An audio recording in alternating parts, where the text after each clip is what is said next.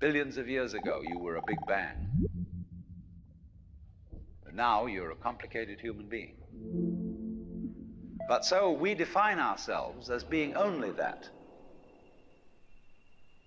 If you think that you are only inside your skin, you define yourself as one very complicated little curlicue, way out on the edge of that explosion, way out in space and way out in time.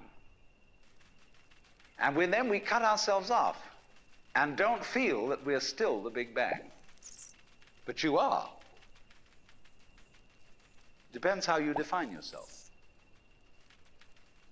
You are actually, if this is the way things started, if there was a Big Bang in the beginning, you're not something that is a result of the Big Bang. You're not something that is a sort of puppet on the end of the process. You are still the process. You are the Big Bang, the original force of the universe coming on as whoever you are. See, when I meet you, I see not just what you define yourself as, Mr. So-and-so, Miss So-and-so, Mrs. So-and-so. I see every one of you as the primordial energy of the universe coming on at me in this particular way. I know I'm that too.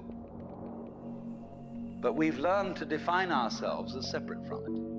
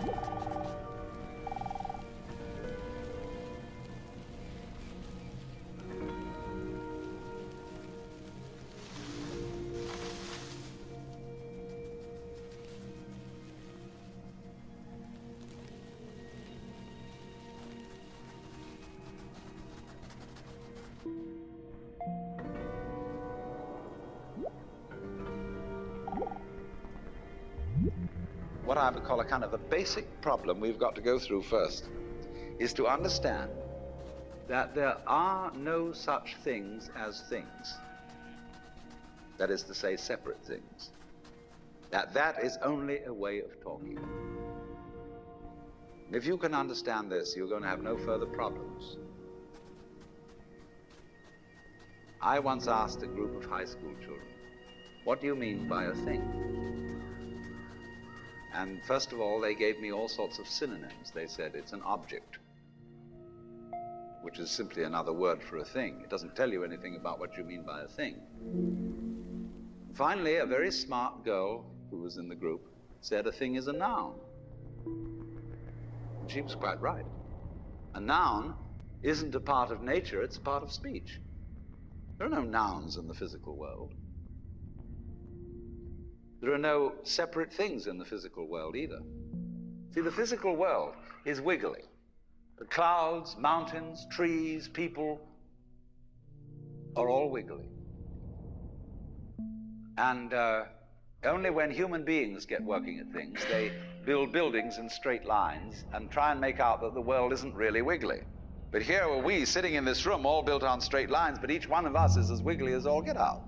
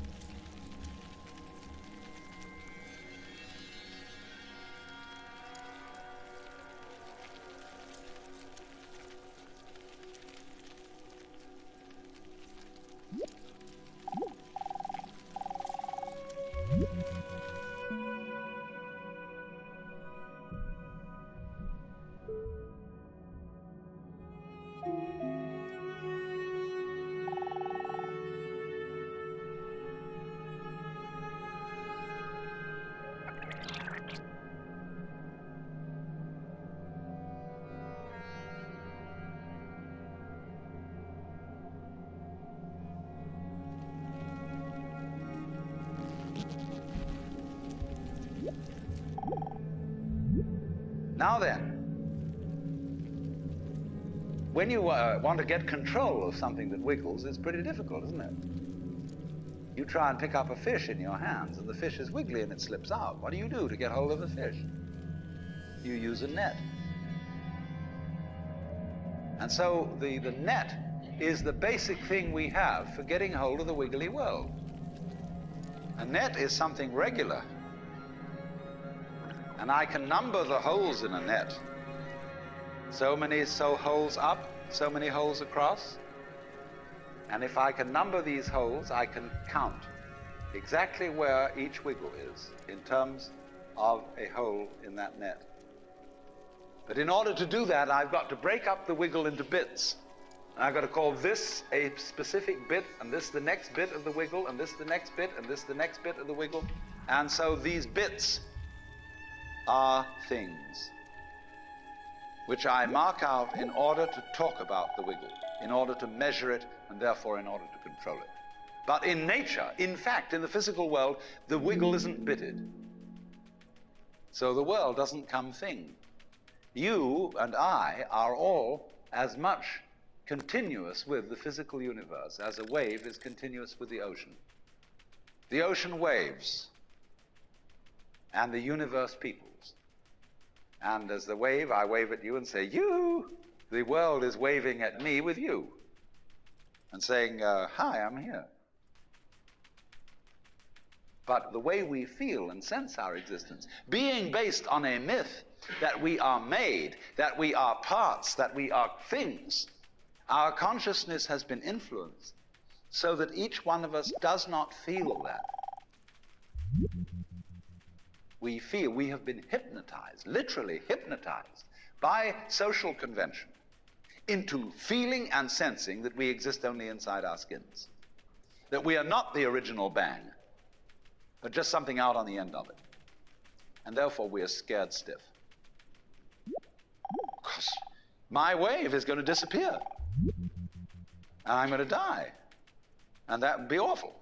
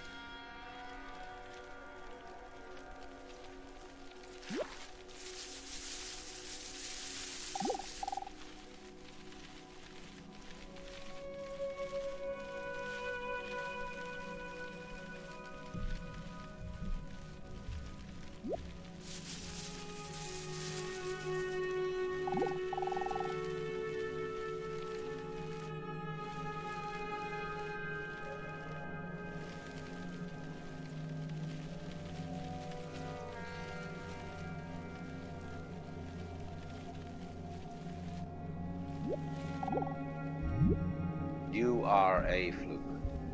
You are a separate event. And you run from the maternity ward to the crematorium, and that's it, baby. Now, why does anybody think that way? There's no reason to, because it isn't even scientific. It's just a myth. And it's invented by people who wanted to feel a certain way. They want to play a certain game. Camus said there is only really one serious philosophical question, which is whether or not to commit suicide. Should you or not commit suicide? This is a good question. Why go on? And you only go on if the game is worth the candle. Now, the universe has been going on for an incredible long time. And so, really, a satisfactory theory of the universe has to be one that's worth betting on. That's it seems to me, absolutely elementary common sense. If you make a theory of the universe which isn't worth betting on, why bother? Just commit suicide. But if you want to go on playing the game, you've got to have an optimal theory for playing the game.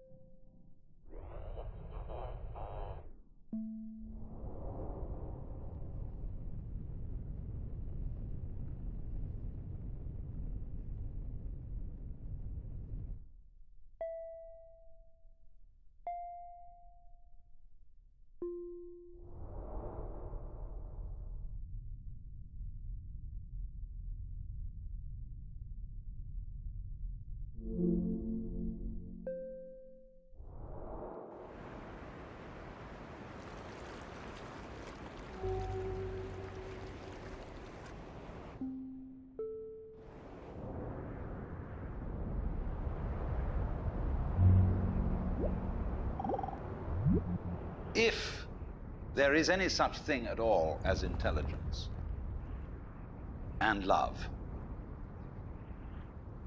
and beauty, well, you found it in other people. In other words, it exists in us as human beings. And as I said, if it is there in us, it is symptomatic of the scheme of things. We are as symptomatic of the scheme of things as the apples are symptomatic of the apple tree or the rose of the rose bush.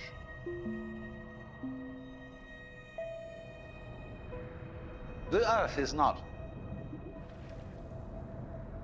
a big rock infested with living organisms any more than your skeleton is bones infested with cells.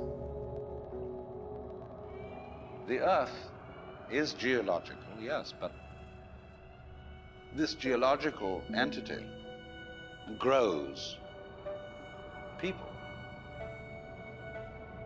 And our existence on the earth is a symptom of the solar system and its balances, as much as the solar system in turn is a symptom of our galaxy. And our galaxy in its turn is a symptom of the whole company of galaxies. Goodness only knows what that's in.